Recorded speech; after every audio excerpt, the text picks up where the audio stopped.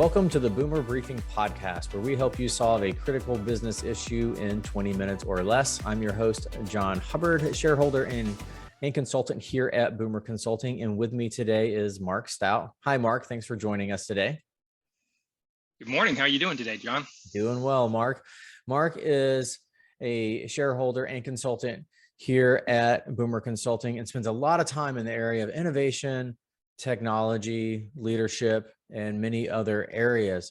But the topic we have for our episode today is what firms need to know about the technology supply shortage. Right before we clicked record on this podcast, I mentioned to Marc that I've heard him talk about this a little bit off and on throughout our maybe company meetings or client conversations. So I'm actually excited to hear more about this topic. So Marc, I'll start with the kind of an easy setup. Bring us up to date on the technology supply shortage.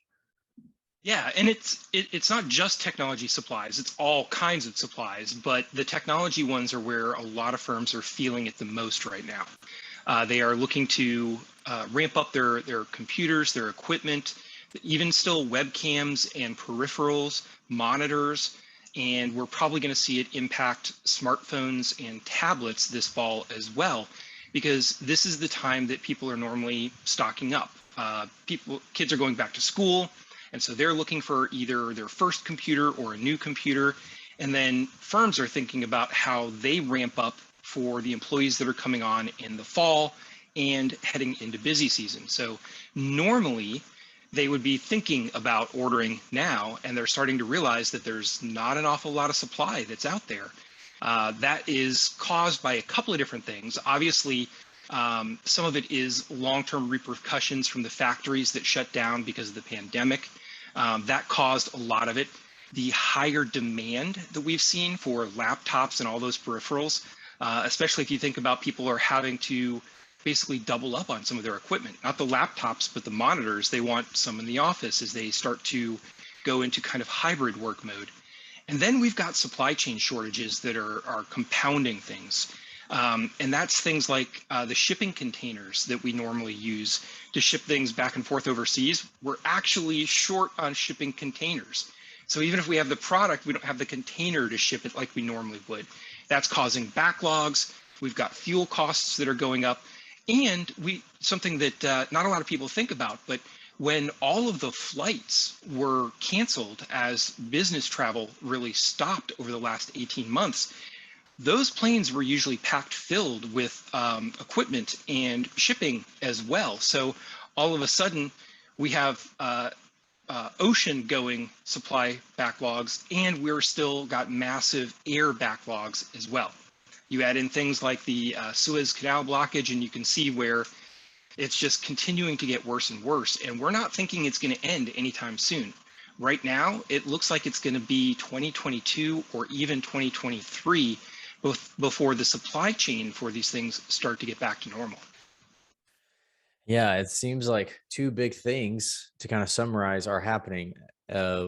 Kind of a wildly increased demand for technology, all those peripherals, people working from home, maybe having multiple setups, with the increase in logistic complications, right? And, shortages and things of that sort. So that's really interesting. Now, obviously, this is not a topic that's just relevant to the accounting profession. This is a global situation.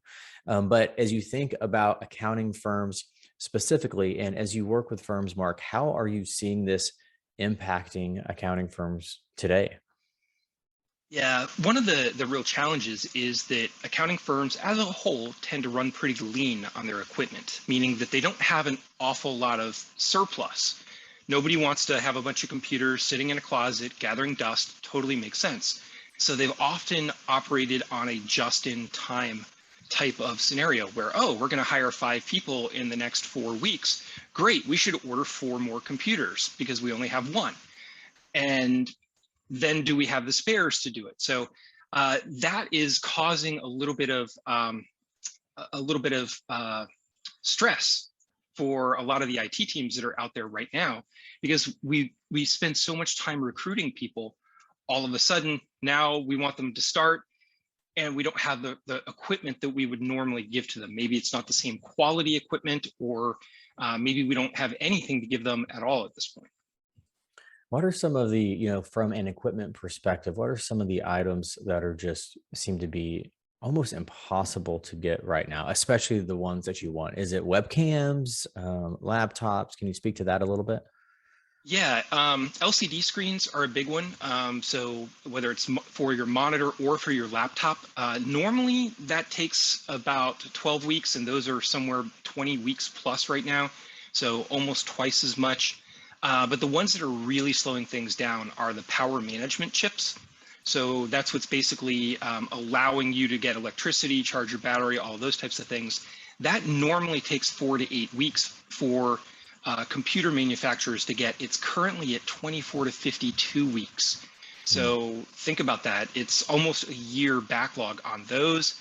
And the substrate materials as well. And substrate materials is basically the base materials that we build computers on. So think the silicone, think the chipsets, think the coating that goes on top of things.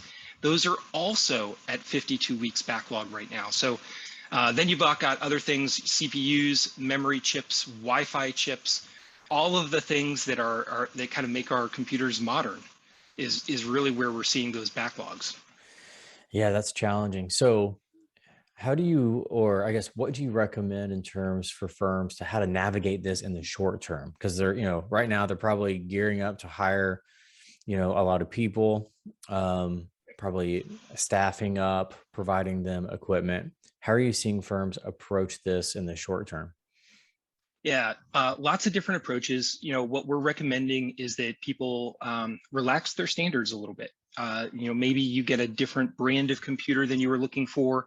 Maybe it doesn't have quite the same specs, or maybe it even has more memory or space on it than you would normally go for. So be a little bit flexible in what you're ordering and relax those standards right now. But we're seeing firms take some really creative approaches, whether it's dusting off older computers that they had retired just to kind of be a bridge gap right now.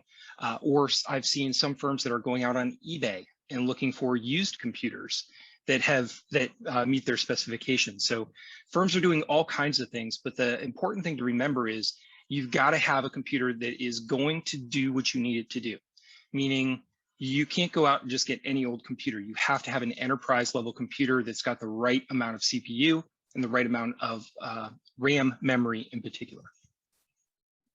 Nope, that's helpful. And Mark, as you know, I am no technology expert, so this question may be a little silly, but maybe some of our listeners are thinking the same thing. A lot of technology choices, right, or standards in firms, I would have to imagine are driven by or somewhat influenced by security. So as you think about the topic of security and you think about maybe getting new types of machines and new types of equipment, can you speak to that a little bit about how firms are still making sure they have the security measures in place, but still being able to adapt from a hardware perspective? Yeah, it's a little bit less about security and much more about being able to find the balance between performance, cost, and ease of support. There is a security factor in there, particularly around TPM chips, which are the ones that control whether your computer is going to be encrypted, and if you take the hard drive out of it, can you still boot up around it and stuff like that. Those are actually going to be really important because the next level of Windows, the next operating system, is going to require a TPM chip. So we're going to add those on top of everything else from a shortage standpoint. So if we're buying less than enterprise computers, that could be a problem for your upgrades. But that balance between cost savings and performance and ease of support is really the balancing act that IT teams have to go through when they're making those decisions.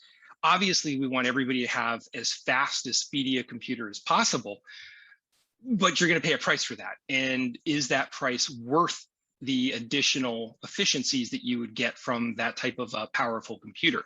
In this particular case, because of the shortages, it may be a good investment to buy up and buy that more powerful computer because it's going to last longer.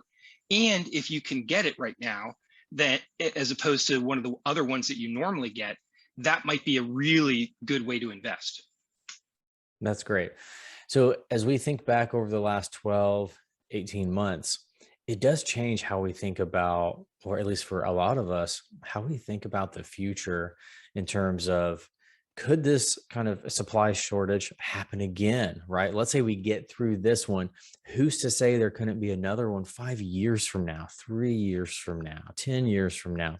So as you, on one hand, you are helping firms get through this now, but I'm interested in hearing your thoughts about what recommendations do you have for firms kind of more long term to help be in a better position if this were to happen again?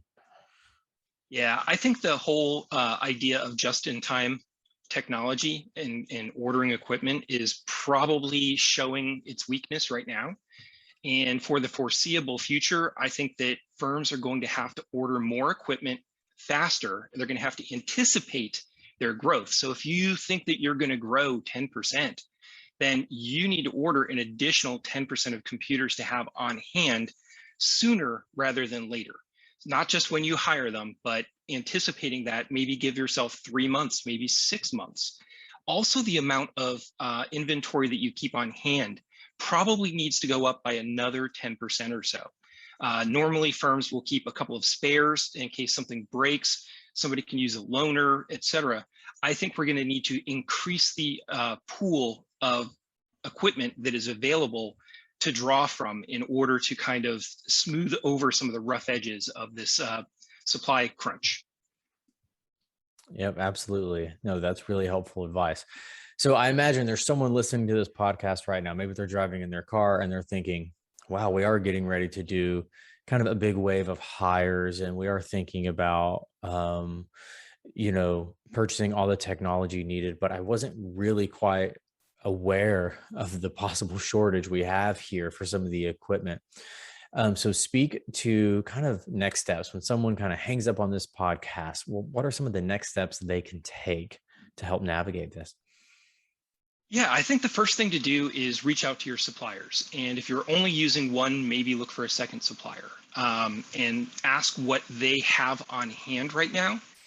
Figure out what it is that your options are, and then maybe place those orders a little bit sooner. That probably is going to require some coordination amongst your internal department. So make sure you check with your internal accounting or your CFO or your controller and say, hey, I think we're going to need to spend a little bit more money earlier than we normally would, so that they can plan for and anticipate that as well. But especially if you're doing leasing, if you're doing anything like that, you may also want to call and see if you can extend those a little bit longer as well, because you might not be able to replace them quite as quickly as you would want to. Excellent advice, Mark. All right. Well, that brings us to the conclusion of this episode. Obviously, if you're out there listening and you want to speak more about this or kind of learn more about this, we can always get in contact with Mark here. Mark's pretty active on LinkedIn. His email address is mark.staut@boomer.com. So send Mark an email. You can even look him up on our website at boomer.com as well. I'm sure, Mark, you're always willing to help firms work through this issue. So also, absolutely, if you like this topic or these types of topics, we release new episodes every Tuesday morning. We have not missed a Tuesday morning yet, and we're about 40 episodes in, give or take. So please subscribe and stay tuned for the next episode. Mark, thanks again for being on this episode of the Boomer Briefing. Thank you, John.